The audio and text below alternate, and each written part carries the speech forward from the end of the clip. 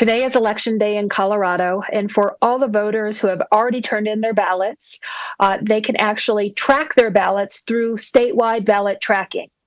Now, statewide ballot tracking alerts folks when the mail ballots are initially sent, but also will send a notice when they're counted. If there's any issues with a signature, Coloradans will also have access to a newer program called Text to Cure, which allows folks to fix any signatures using their smartphones. Now, these programs can be found at govotecolorado.gov, along with other information about the elections.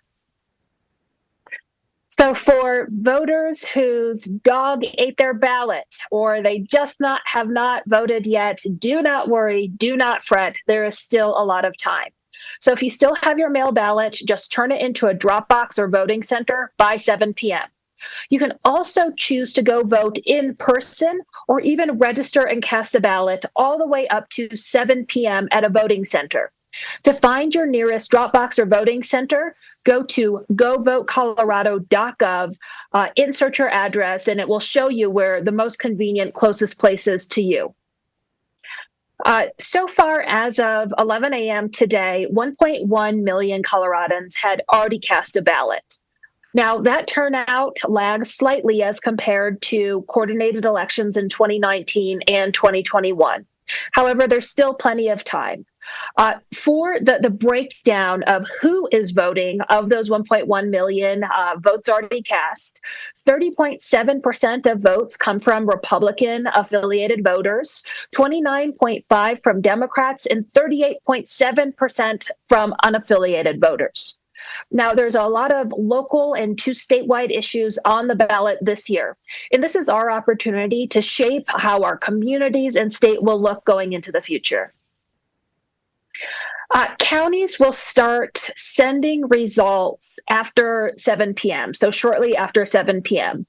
My office operates an election night reporting system, and you can go to govotecolorado.gov to see results as they are uploaded.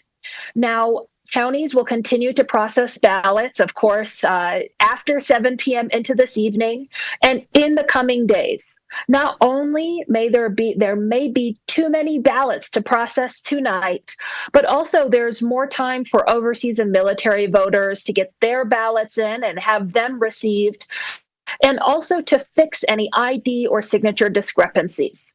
Election night reporting is never the final results, but I think a lot of those results will be uploaded tonight after 7 p.m.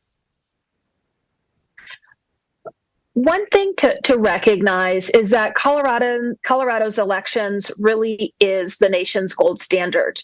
We are considered one of the most accessible and secure states in the nation in which to cast a ballot.